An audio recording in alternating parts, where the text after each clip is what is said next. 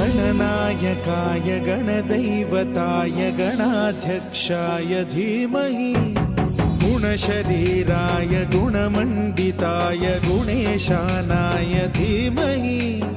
गुणातीताय गुणाधीशाय गुणप्रविष्टाय धीमहि एकदन्ताय वक्रतुण्डाय गौरीतनयाय धीमहि गजेशानाय भालचन्द्राय श्रीगणेशाय धीमहि